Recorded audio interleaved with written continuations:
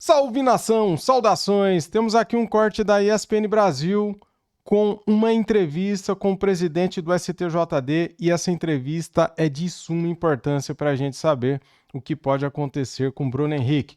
Quero dar os créditos para a ESPN Brasil, link na descrição como créditos. Vamos lá para o vídeo sem perder tempo? Vamos lá. Presidente, a gente obviamente vai falar desse caso do Bruno Henrique, saber como está o cenário todo envolvendo as investigações. Obrigado por participar com a gente. Obrigado, do Menezes. Eu, pela voz, identifiquei, acredito que seja o doutor Luciano também, mas estamos aí no STJD à disposição para prestar informações na verdade, de esclarecimentos em relação à condução de processos dessa natureza, né? Naturalmente, o impedimento de atuação legal, nós não podemos tratar de casos concretos, mas esclarecimentos em relação ao rito que é dado para casos correlatos, certamente é importante aí para de alguma forma contribuir com a pauta que está bastante atribulada nesse assunto. Agora, só para entender um pouco, né, dessa questão, a investigação, ela se arrasta já há um tempo, né, algum tempo. Eu queria que, obviamente, a gente poderia falar o dia todo sobre essa situação, mas eu queria que o senhor pudesse relembrar um pouquinho como é que foi esse histórico e se essa punição, a gente falou aqui no programa, tá o Fábio Luciano, ex-jogador também, o Rodrigo Bueno, o Pedro Ivo, o Rafael Prats, eu, Eduardo Menezes, estou aqui na apresentação, presidente, mas para entender se essa punição realmente, o Fábio até falou, o Capita falou de um jogador que é do Flamengo, representa, né, uma nação, mas também um jogador profissional envolvido num tema como esse, se ela realmente o alvo do STJD, obviamente é coibir esse tipo de situação, mas como é que vocês estão enxergando o Bruno Henrique no caso?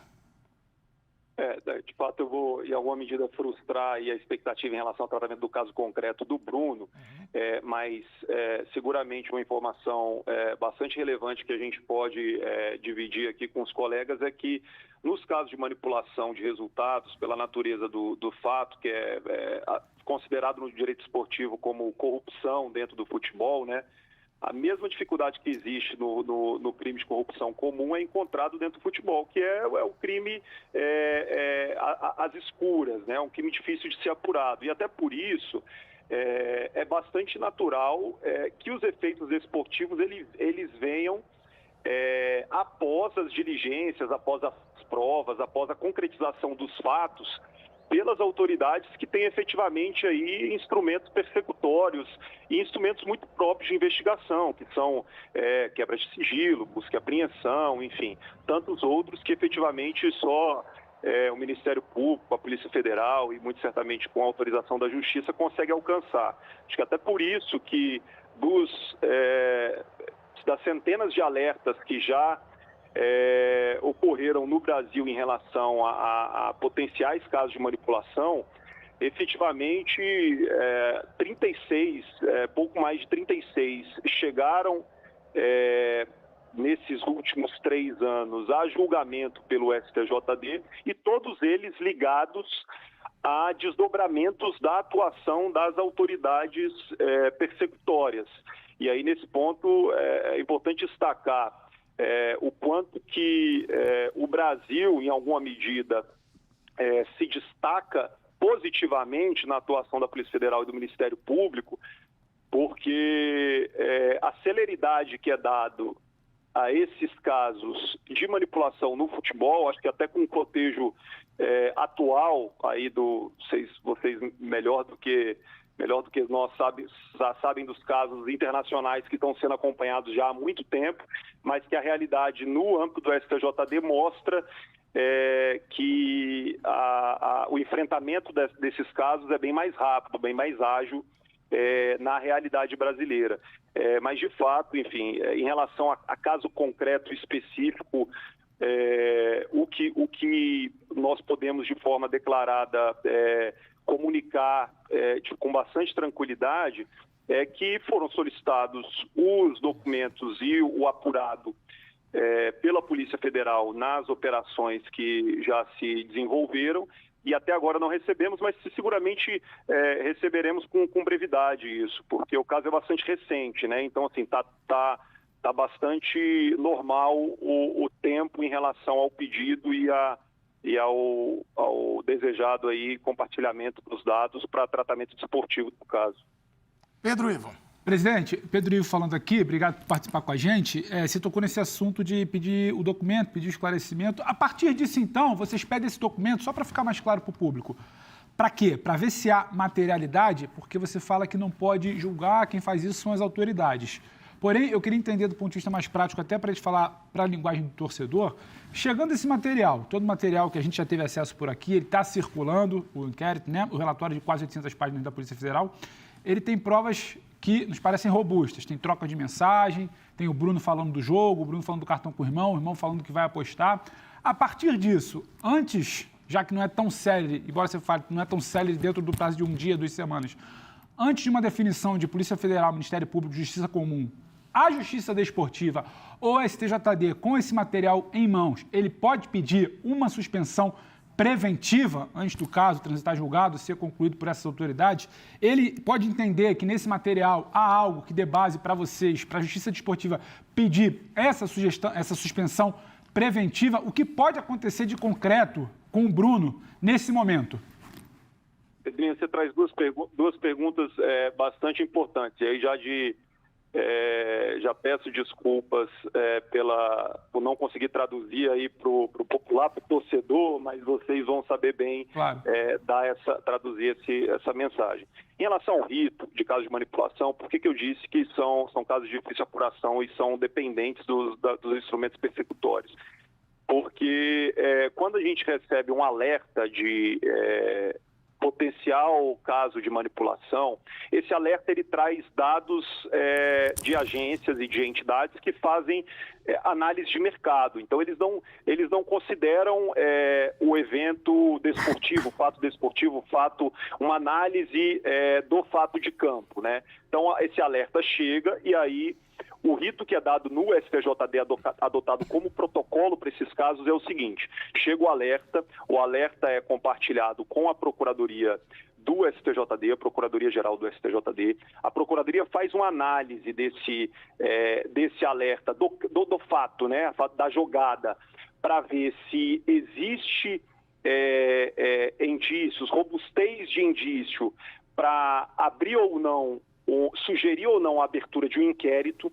A depender do parecer da Procuradoria nesse sentido, instaura-se um inquérito e esse inquérito conclui no prazo regimental, no prazo legal, se os fatos apurados vão para denúncia ou vão para arquivamento, tá?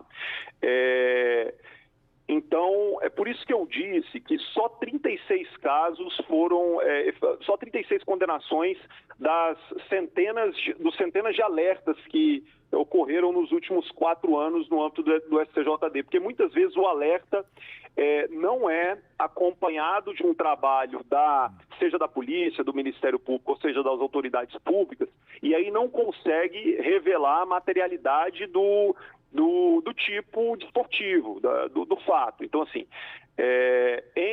em sendo considerado pela Procuradoria que os fatos são relevantes para justificar a apresentação da denúncia, e aí a Procuradoria apresenta a denúncia e isso é levado para distribuição de julgamento da comissão e depois, eventualmente, em sede de recurso do Pleno.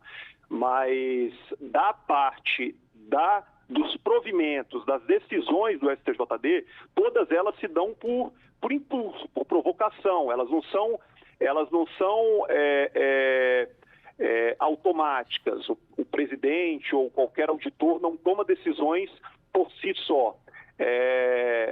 Assim como funciona paralelamente na Justiça Comum, a Justiça Desportiva atua por provocação.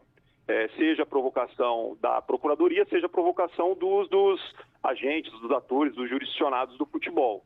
No caso, também em tese da discussão de provimento preventivo, cautelar, e aí fazendo aqui um recorte muito, muito bem definido de que não está se fazendo uma análise do caso que você levantou, mas assim, da natureza de provimento cautelar, do rito. o que se dá?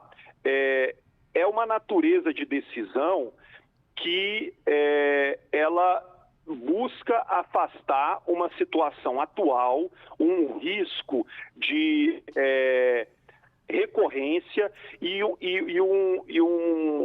uma situação de natureza acautelatória, uma natureza, por isso é chamado de preventiva, né? Em casos de manipulação, eu não me recordo dessa natureza de provimento, mas posso, por exemplo, rememorar aqui casos de provimento no sentido de violência dentro dos estádios, ou um caso pontual de racismo, e aí 2 dias depois tem uma denúncia, a pessoa ainda está envolvida dentro da situação, existe um calor em relação à situação. Nos casos de manipulação, geralmente não existe essa natureza de provimento, porque entre ter alerta, entre qualificar o alerta, existe um lapso temporal muito grande que esvazia, não revela a necessidade de adotar de forma cautelar uma medida. Presidente, desculpa te interromper só porque você fala de lapso temporal. Dada a materialidade do relatório da Polícia Federal, isso é algo que foi concluído ontem, é datado de ontem, isso pode ser levado em conta, não é mais algo de um alerta lá de trás, é uma situação que essas provas, essas trocas de mensagens, essas situações que a polícia revela, elas são divulgadas ontem, elas são concluídas ontem, então vocês devem ter em breve isso. Esse lapso temporal ele é considerado? Há um fato novo que poderia levar a esse tipo, falando assim de forma mais direta, a uma medida de agora, a uma suspensão preventiva, ou também o lapso temporal não levaria a isso, só para entender? Não, a atualidade do lapso temporal é entre o fato e o provimento. O fato, por quê? Porque o provimento acautelatório é uma prevenção em relação à alta expectativa de recorrência do fato. Então, quando você fala de fatos que estão numa distância, muitas vezes até de anos, e é importante, dentro do contexto de manipulação, entender que o acompanhamento de alertas anteriores, ele é feito pelas agências em relação aos atores. Então, assim, se o atleta A ou B, ou o dirigente A ou B, ou o técnico A ou B, em algum momento esteve em uma situação de alerta, haverá um monitoramento assíduo em relação a esse atleta. E as agências e as entidades apuram isso. Então, eventualmente, se chega um relatório para o STJD com a evidência de que recorrentemente o jurisdicionado, né, atleta, dirigente, corpo técnico, seja o que for, está envolvido em situações potencialmente de manipulação, aí sim ressalta essa necessidade, essa urgência, essa situação de provimento acautelatório.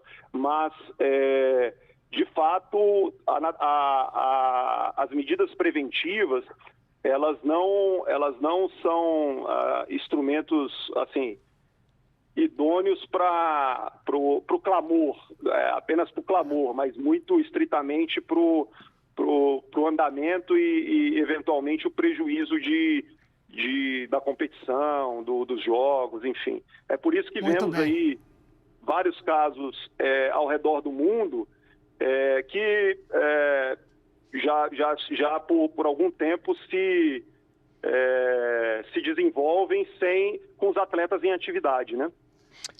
Tá aí, galera. Entrevista aqui com o presidente do STJD, né? Ao vivo por telefone, no caso do Bruno Henrique. Cara, ele não vai falar o que vai acontecer.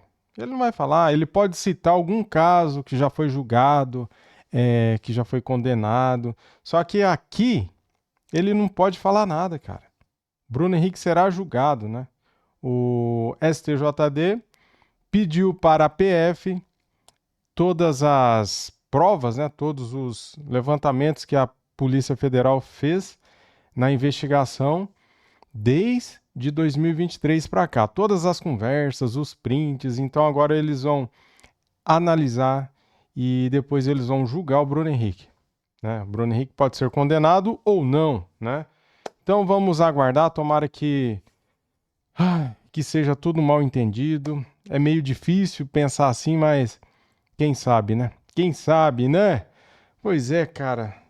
O duro que são muitas provas, né, contra o Bruno Henrique, né? São muitos prints, são conversas comprometedoras que o incriminam. Esse que é o problema, né? Bruno Henrique vacilou e vamos ver o que vai acontecer. Ele está relacionado para o jogo de hoje contra o Juventude no Maracanã às 9h30 da noite. Foi relacionado e vamos ver aí o que vai acontecer. Ele vai ficar no banco, tá? Pelo que eu andei apurando aqui, Bruno Henrique não será titular, vai ficar no banco. Na sua opinião, é uma boa levar o Bruno Henrique para esse jogo? Ou você preservaria ele, deixaria ele em casa? É uma boa pergunta, né? Boa pergunta. Se o cara vai para o jogo e vai ficar no banco, por que não preservar o cara? Por que não deixar ele fora do jogo, né?